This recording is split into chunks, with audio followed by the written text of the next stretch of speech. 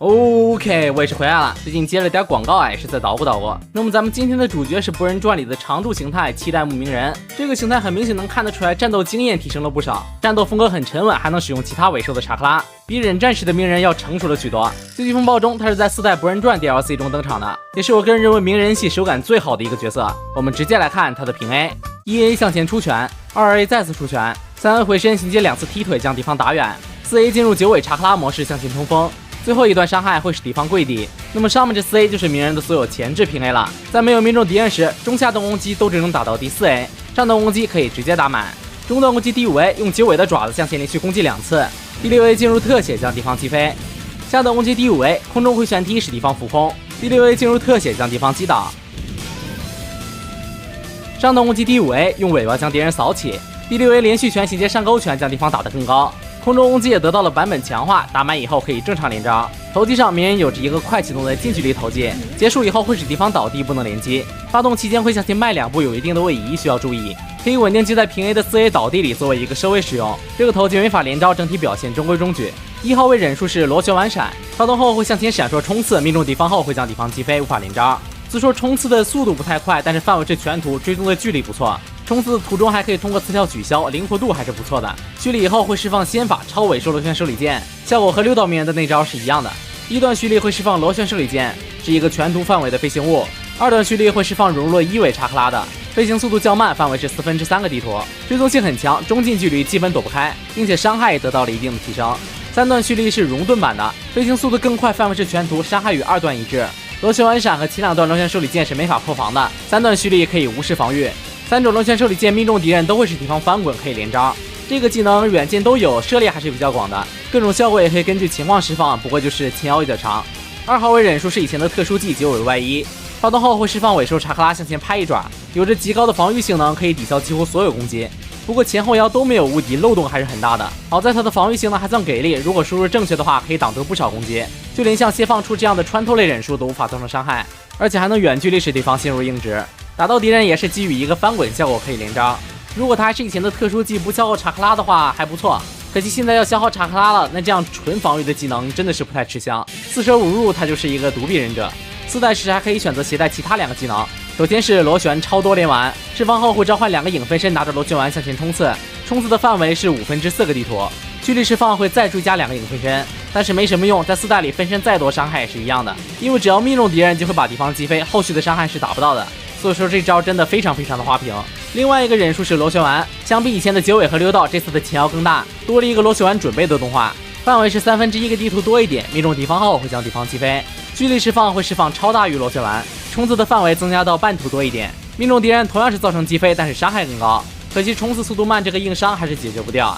此外还可以在空中释放，不过忍术的伤害会低不少，施法范围随高度而定，最远距离是2段跳的1/4个地图。奥义是真尾兽螺旋手里剑，发动后向前冲刺出拳，范围是1/4个地图不到。跟雏田结婚以后，果然呢，连奥义的范围都变得一样了。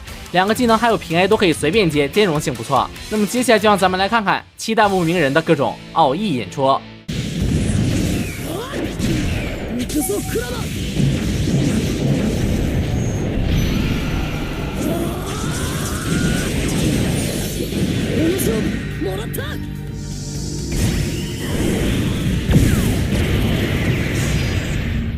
勝負あり。助かったぜ。よっしゃ行ってこい。負ける気がしねえ。ボルトも成長してるな。嬉しいぜ。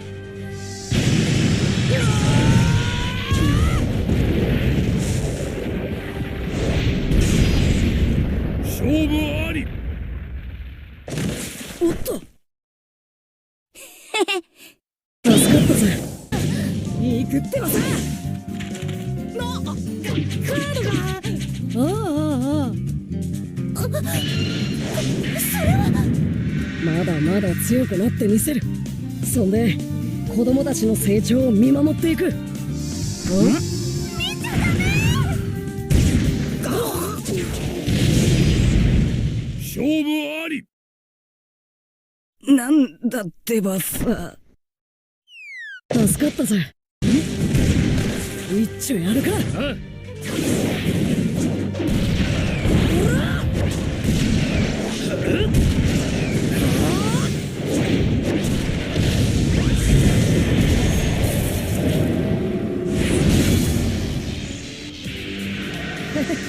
お前との連携は息が合わせやすいぜ。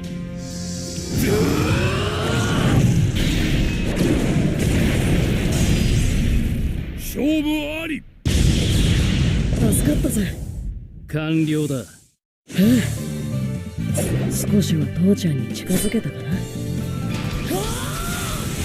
やるぞクラマ。剧情以后尾声化变成结尾，所有技能都发生了改变，和以往的结尾有很大的不同。我们直接来看结尾的平 A：1A 向前出拳，2A 用爪子攻击，3A 踢腿再用尾巴连续攻击2次，将敌方扫到高浮空，4A 进入特写重置敌方位置，将敌方击倒。投技变成了一个结尾版的回天，启动速度较快，命中敌方后造成4段伤害，最后1段伤害将敌方击飞。不过作为投技没有任何防御能力，会被技能打断。1号位忍术是尾收月，与其他尾收不同，结尾是一次吐3颗，而且不会像其他尾收月那样，敌方倒地第2发离远了会打空。结尾的尾收月可以100%完美的衔接，兼容性很不错。命中后会使敌方翻滚，可以连招。距离释放会释放尾收重炮，是一个贯穿全图的穿透攻击。命中敌方后会使敌方倒地，不能连接。判定范围只有最中心的那一点才有判定，而且技能的瞄准也非常的糟糕，很多时候对面都可以在你的技能里洗澡都不会受伤。这个问题机械结尾也有，是一个相当恶性的 bug。2号位忍术是以前的特殊技爪区，放动后向前打出一记爪痕，实际的判定范围只有2个身位多一点，不能破防，只能造成伤害。命中敌方后会使敌方翻滚，可以连招，是一个相当敷衍没有改动的技能，没什么好说的。好，那么上面这些就是7代目鸣人的所有能力了，接下来让我们进实战，看看他的实战表现。这次我们让鸣人对战他的老祖宗大头目阿修罗。本体和转生，你们觉得这次决斗哪边会赢呢？开局双方手里剑试探，鸣人直接冲刺进攻，可惜冲刺失败了，被阿修罗反打，平 A 接大，命中鸣人。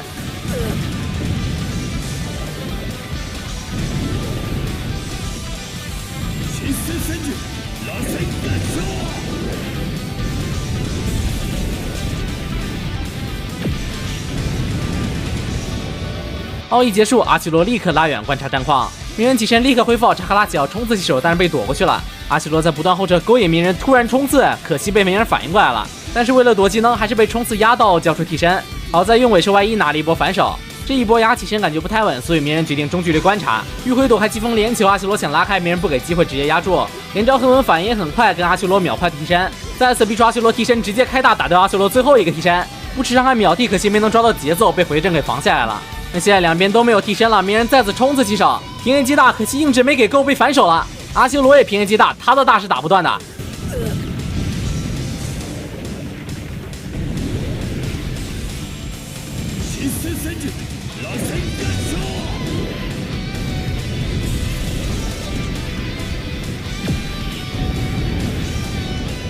这波鸣人没有替身，还被压进了丝血，情况非常的危险。起身以后冲刺起手，逼出阿修罗刚恢复好的替身，直接拉开。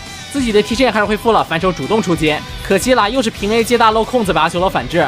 好在有替身，用替身节奏硬吃。这里是想用4A 打一个连续的压制，想法很不错，因为4A 既有控制还有位移，对面不替会变成跪地可以继续连，对面如果替身了你有位移，对面的平 A 是没法反手你的。可以看到这里非常稳健，直接用4A 差点把阿修罗磨死了。手里剑给了一个起立，阿修罗立刻跳开，想要拉远绝血，鸣人不给机会，直接手里剑连续打断，冲刺跟鸣人换替身，但是鸣人的替身更多，后撤躲开连球，被阿修罗冲刺起手，没关系，资源很多，直接替身投技拿下第一回合。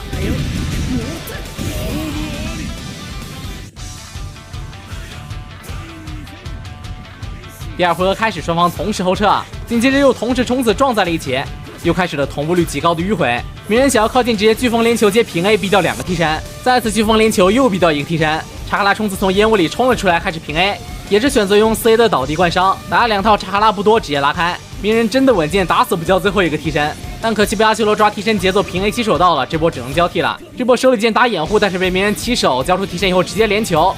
打飞以后，手里剑打起立，自己吃这个攻击力上升，直接开 A， 攻击力上升还是强啊！仅用2套4A 就把鸣人拉进了红血。这波鸣人替身好了，自己状态不行，没有继续打。鸣人起身直接丢雷，打了一个倒地，自己拉开。看鸣人拉远，阿修罗立刻开始恢复自己的查克拉。现在替身也好了，状态非常不错，靠近做了一波干扰，直接原地觉醒。阿修罗刚才想走上去打断，可惜来不及了。九尾来势汹汹冲了上来，但是没冲到人，血不多，九尾都不敢乱打，吃到伤害直接秒替。冲刺拿到起手打了一个3A， 但是没有进特写啊。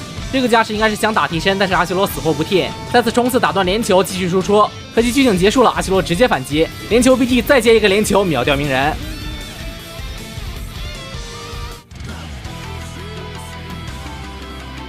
最终回合开始，双方同时后撤拉到板边，阿修罗想主动靠近，但是距离不够。鸣人也想进攻，但是被阿修罗后撤躲开了。阿修罗一路后撤拉扯鸣人，躲开射击想预判放回阵，可惜被打断了。这种前摇是结印的忍术，前摇都长得离谱。阿修罗没有主动进攻，但是鸣人失误了，那就开始惯着你了。2个超连球直接拉到了鸣人半血，伤害真的疼啊！要是这招做进手欧里，扦插加球我都不敢想了。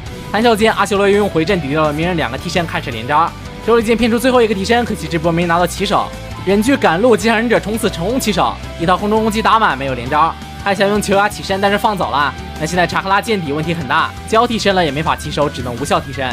连续打掉了2个替身，又被鸣人冲刺起手。这波平 A 击大没能及时打断啊，交出最后一个替身，用最后的查克拉立刻后撤拉开。好不容易积攒的查克拉，因为那个球被打断了，什么都不剩了。冲刺距离短了，手里剑干扰，直接球招呼。这个球如果炸开来的话，很容易就能把你替身吃掉。好在问题不大，立刻查克拉冲刺接了回来。想丝滑小连招的阿修罗替身恢复好了，抓住后摇直接一发球，连吃鸣人2个替身，这波鸣人很危险。好在双方互交替身，鸣人成功拿到节奏，平 A 击大成功命中。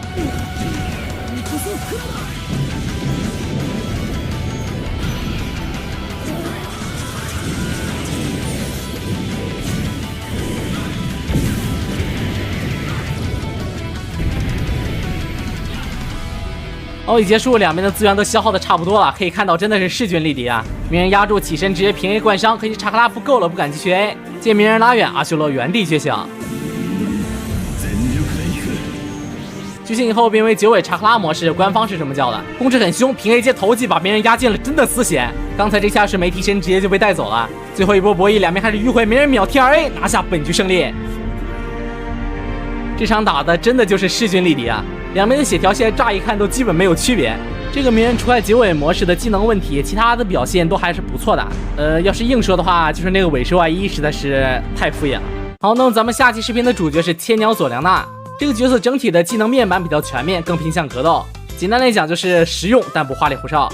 那么还有什么其他想看的角色，可以发在评论或者弹幕里。角色更新的排表我会放在片尾，大家有兴趣可以暂停观看。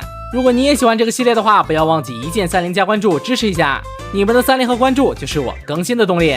那么以上就是本期视频的全部内容了，我是3位，我们下期视频再见，拜拜。